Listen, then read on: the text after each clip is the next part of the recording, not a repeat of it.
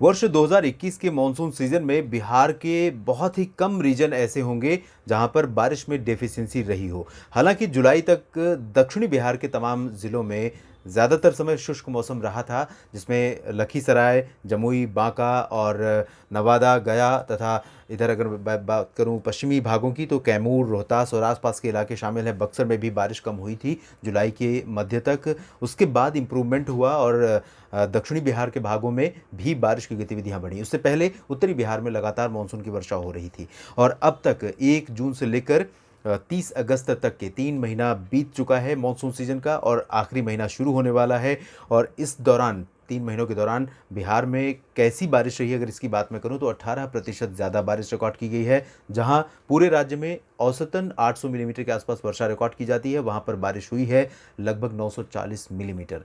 Huge difference है, यानी positive side में डिफरेंस है। लेकिन ये पॉजिटिव साइड यानी सकारात्मक बारिश जो हुई है, ज़्यादा बारिश जो हुई है, वो किसानों के लिए और आम लोगों के लिए कई जगहों पर बड़ी मुसीबत का कारण बनी है।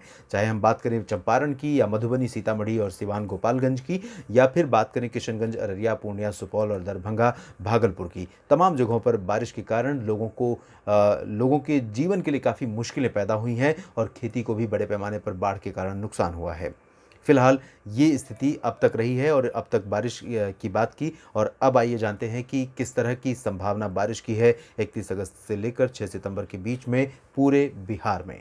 बारिश की जो संभावना है सबसे ज़्यादा उत्तरी भागों में है। तराई वाले रीजन पर ही बाढ़ का संकट रहा है और यहाँ ज़्यादा रहा है। बाकी क्षेत्र भी प्रभावित हुए हैं, लेकिन उत्तरी इलाकों में ज़्यादा बारिश होने की संभावना है। अगले 4-5 दिनों के दौरान ज़्यादा बारिश उत्तरी भागों में होगी, जिसमें मैं जिक्र कर सकता हूँ किशनगंज और कटिहार, पूर्णिया, किशनगंज, अररिया से लेकर मधेपुरा, दरभंगा, सहरसा, खगड़िया, सुपौल और दरभंगा, मधुबनी, साथ ही साथ सीतामढ़ी, मुजफ्फरपुर में भी काफ़ी अच्छी बारिश हो सकती है और साथ ही साथ चंपारण के दोनों क्षेत्रों, गोपालगंज और सिवान में भी मध्यम से भारी मानसून वर्षा कम से कम 4 सितंबर तक देखने को मिल सकती है।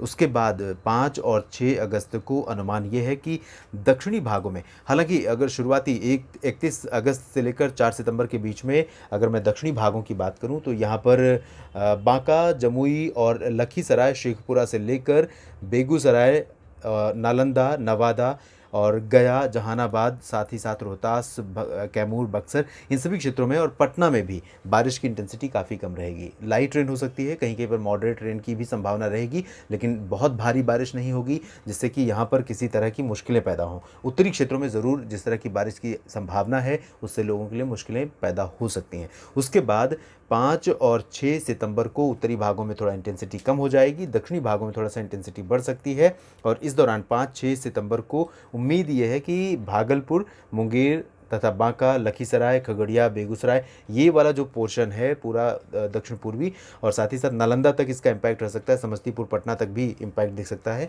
5 और 6 सितंबर को इन भागों में भारी वर्षा रिकॉर्ड की जा सकती है, जबकि बाकी जो रीजन रहेंगे इस दौरान मुख्यतः लाइट रेन वाले रहेंगे। गया में भी कुछ स्थानों पर मध्यम बारिश ज़रूर देखने को मिल सकती है। बिहार के साप्ताहिक मौसम पूर्वानुमान के इस बुलेटिन में अभी इतना ही। आप बने रहिएगा लगातार मौसम तक चैनल के साथ। धन्यवाद।